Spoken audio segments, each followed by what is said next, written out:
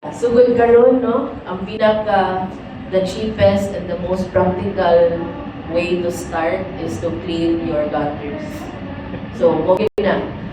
Usa na siya sa reason nga nung mukatay-katay ang mga problema sa atong mga balay during the rainy season is mag-clog ato ang mga gutters, mga downspouts nato. So, as early as now, limbyuhin na siya, i-unclog na, tangtanga ang mga nasulod yung mga dahon, mga debris, anything na makablock sa passageway sa water.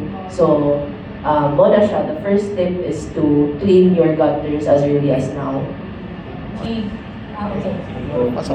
So, aside from checking your gutters, dapat i-check sa nato ang condition sa ato ang roofing, no? So, the roofing system has different parts na different components. So one of the most portion nga dali gid siya masudlan o leaking kay katong mga flashing or kanang mga transition sa atong roofing to padung sa wall or padung sa parapet.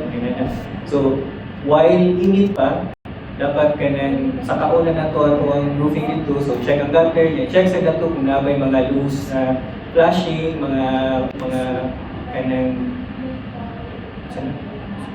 mga tech screw, kung nang fastener sa inyong roofing ba nabay mga loose components or nabay mga buslot or nabay rust or signs of rusting ang roofing para hindi kaulan, dili na tama problema sa tulog. Other add-ons?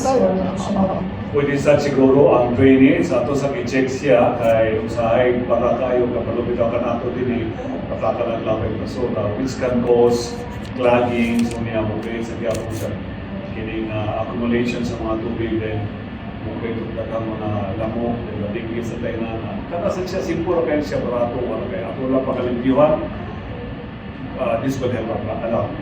Alright. Any other? Sige po. Hasta si Pioneer later. Ako lang ma-advise yun is mura gani siya kung same sa sakit ba sir nga instead of just immediately drinking ka na kung unsa ang tambal, might as well tanawon lang sa kung unsa ba problema in the first place. Let's say kung nakay gutter, yes, na-reviewhan na siya ang gutter, okay. Pero if problemado ang slope sa gutter, bisan og unsaon pa nimo siya og limpyo or makakita ka makanabutangan siya og seal ang katong mga na-crack, magka-problema gihapon imo ang gutter sa panahon nga nag-uwan kay the first place dili siya sakto og slope. So sa karong panahon palandaan, might as well kanang i-check na lang sad na siya kay para ma-corrected na siya mintras kanang init ka. Alright, thank you, architects. Okay. And last na lang. And of course, if na-diagnose na tanan problems like katong gutter, downspouts, fasteners, kung naamoy mga roof decks, check for cracks. So all of these things, once na-diagnose, of course, na ang Pioneer na products na pwede na ito gamiton sa kaligtanan na problema. Di ba, sir? Okay. Oo na. Sakto. Importante po dyan na kuhan. Tanaw na ito ang pumping sa water. Tapos ang may roof deck. Normally, di ba, pudong ilang tubig. So, kung ang tubig mo stay between 3 to 4 days, that's normal. But if it goes beyond 1 week, pudong ilang tubig, that is pumping, meaning ili level ang imong roof deck. So, kaya level off na siya. Like nakita isulti ang elevation or elevation niya dapat talong ito sa grade. So, mga siya importante sa gano'n. Then, this is a normal practice before sa kanang mga uban ng mga customer. Usually, magbulit sila o ito, tinguan, hindi tingin. Ano man, okay man ang tinguan, ating init, magbulit ka. Because kung sure ka kung gusto din na siya. But, kung init gani, ang pingkuman niya, yung atong GI, makita din mo asan ko, hindi lang ko makikisamit. Sa time dito ka magbulit sa iba pa sa scene. So, naiuban na kung mga customer, they prefer na magbulit sila sa ilang GI sheets or na lang corrugated sheet, tinguan, para sure po din na may mawalin na ito. masabi ko. Okay.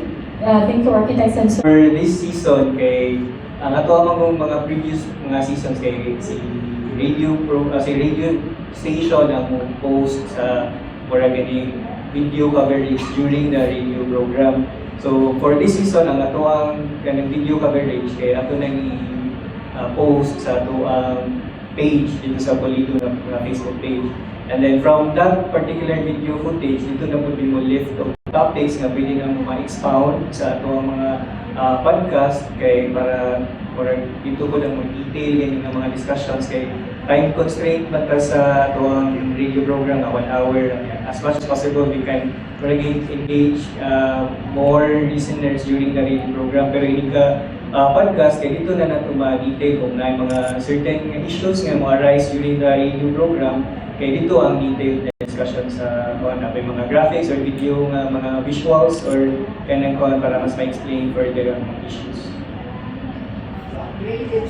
We were actually discussing to invite mga other professionals. For example, naatay topic about sa katong permits mga na. So, pwede na to i-invite ang katong si building official para maka-discuss further about sa kanang mga permits kay sometimes man good naagyoy stigma or naagyoy notion ang labi na ang mga sa low income nga dili na magkuha og permit nga pwede ra man gid untag kuha og permit kunya naamon gud na sila mga arrangement nga nikuha kang permit pero walay bayad pero ginana ba kay tungod ka nang naa ka sa certain bracket. So para ma-explain lang further.